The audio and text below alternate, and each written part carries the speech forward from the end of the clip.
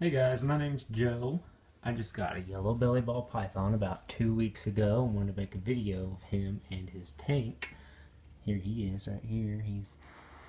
I think he is 11 weeks old, if I'm right. Um, I've been working on his tank a lot, and he's just a baby, so I knew I didn't want to get anything too big. So this is just a 20-gallon long, which is actually probably a little bit too big for a baby. But I didn't want to have to upgrade later on. Plus I wanted to make it look really cool, which I feel like I've done. Other people seem to think so. I watched a lot of YouTube videos on how to do things like this little pond right here, and just getting other ideas like the vines and all that stuff that I've got going on up there. And thought I would make a video to help some other people out if they ever want to do something, and maybe give them a couple ideas. um, as you can see, I've got a lamp. This is actually his hot side here. There's his little hide in there, right there. And right now it's 89.6 degrees. I've got that on a thermostat. Thermostat's hooked up, hanging on that little hook back there. And I've got its probe and the thermometer right there, its probe.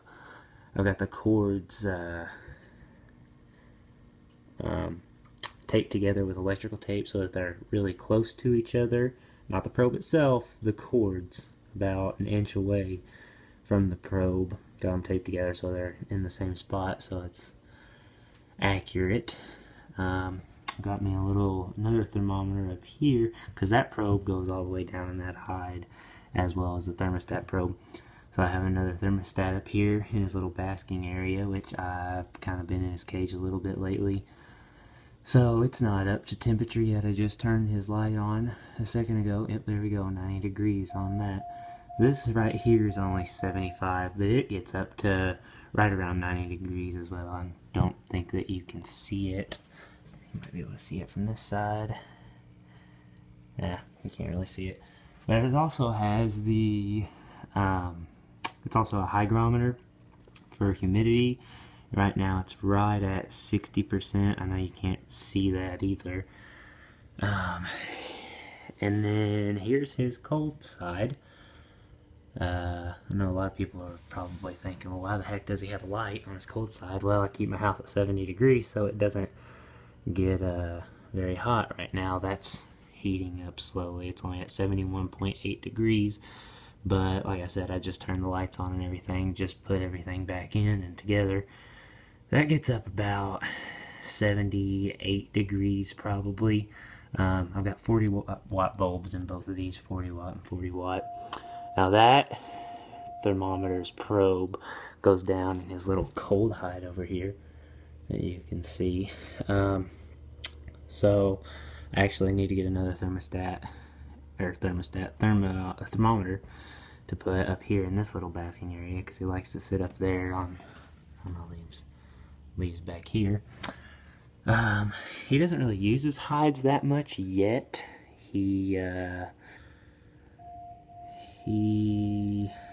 is, like I said, he's still a baby, so he's a little bit weird about his cage. So on to the decor and all that stuff. I just put this pond in yesterday. Watched a lot of YouTube videos on it, kind of put my own twist on it, kind of did it myself, took ideas from a bunch of different people and kind of put them together. A lot of people like to put just 2 pieces of plexiglass going from front to back and front to back. But I didn't feel as safe that way, so I decided to get 4 pieces. I've got one going back this way, one going back that way, and then one going across, and one going across back there. Just so I could actually make like you know, a full enclosed pond. I actually almost put a bottom piece in there as well, but I didn't. What I did was I got, let's see if I still have it. Here it is. This Loctite silicone clear waterproof sealant. Somewhere. I don't have the package anymore, I don't think, but on the package it says aquarium proof. It has a picture of a fish bowl with fish in it and all that. So you have to make sure that it is safe for aquariums. Or else it might be harmful to your snake, and you need to make sure it's waterproof, obviously. And I just kind of put some rocks down in there just for decoration, make it look a little bit better. And as you can see, I have a little water filter back there, and I've got it set pretty low, or else it just shoots out like crazy. Just to keep his water pretty clean and running so that I don't have to change it out as often. Still have to change it out, obviously, clean the filter, all that good stuff. But yeah, that's what that's for, and I think it's really cool. Before I put this in, I was having a lot of problems with my humidity. I'd leave for a couple hours and come back and be like 33%, which is terrible. And I just had a little water dish in there, and I would mist it. And then I decided to get some of this terrarium moss to help hold moisture. And that helped out quite a bit. If you don't want to do something like this pond here, terrarium moss, it's great. It works fantastic. I got it at PetSmart. I think it was like $10 for a big pack of it, and this is not even half of what comes in the pack. So that helped me out. I could leave for a couple hours, come back, and it'd be about 50%, 40-something%. I work 12-hour days on the weekends, 13-hour days. I'd spray it in the morning, and I'd come home, and without the terrarium moss, it'd be like 33%. And with the terrarium moss, it'd be around 44. But still, I wanted more. I needed to be above 50, you know, all the time. Kind of around 60 is great, and during shed really needs to be around 70%, from what I've read. So I wanted to do something else. But I've got the terrarium moss in here now, so when I spray it down, that stuff will hold in moisture. But I've got this huge thing that holds, oh, I don't remember, I think it holds like 16 or 17 cups of water. Then obviously I put my Reptisafe in there. So that helps out a whole lot. I'm probably going to get a fogger just to continue that getting better on humidity. As you can see where he is crawling right now, I don't know if you can see him, it's kind of dark. Let's move this over a little bit. Yeah, you can see I've got these vines going across there, hung out by little suction cups, and they're pretty cool. He likes them. He climbs on a lot. I know ball pythons aren't big climbers, but he's up there all the time. He really likes it up there. He just chills up there like he kind of is right now. And I can't remember the link that I got that shows you how to do that pretty well. You can get those little suction cups at Walmart. They've got a little hook on the end of them. Then I've got it kind of attached to his hide here, which is kind of a pain in the ass if you want to get them out. Then you have to unsuction cup that one, and I have to pull the hide out towards me this way, because he likes to hide. A lot of times he likes to hide down here in this little corner. That's where he likes to be. I don't know why. That's just where he likes to be. It's where he feels the most comfortable. So yeah, I don't know how helpful this is yet. I just wanted to show some people my tank. Tell me what you think. Oh yeah. This right here, these rocks, it's from other videos, it seems to be kind of important. I guess some substrate likes to expand and all that stuff, and it can push in on this, and it shrinks and pushes in and shrinks and whatever. This right here. So what I did, I got the rocks, like a lot of people do on the videos at least, and a lot of people put them right up against this right here.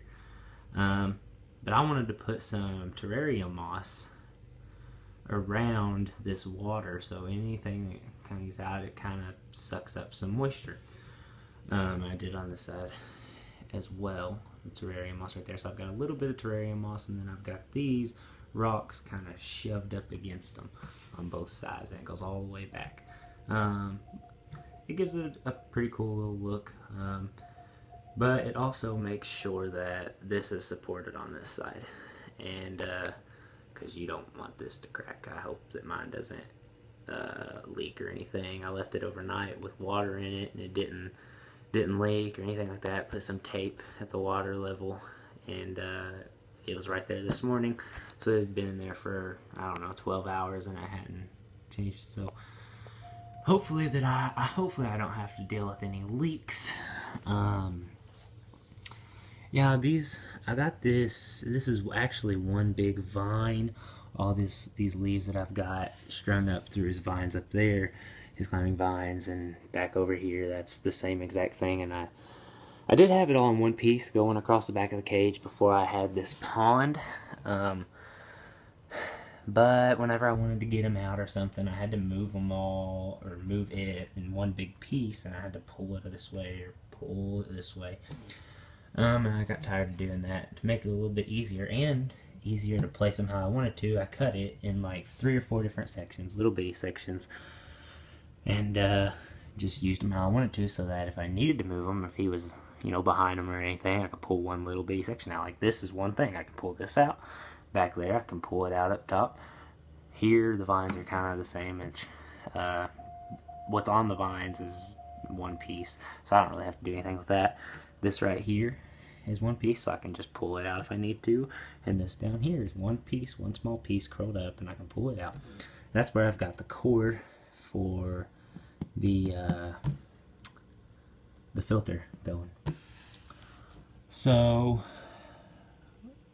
I would highly recommend a thermostat. It helped me out a lot because my heating pad was getting way too hot, and it was getting up to like 100 degrees before I got them, and I was like, oh no, I can't do that, you know, it can't be too hot. So I went out and I got a thermostat, and it shuts it off when it'll go up to about 93 and a half degrees and shut it off, and go down to about 88 and kick back on. So that's really nice. Don't have to worry about that. These are on a timer so that they go off and everything whenever I need it to. 12-hour cycles, day and night. I need to get a dual one over here. Well, I want to at least, so I can have day and night over here, so it's not always just an infrared.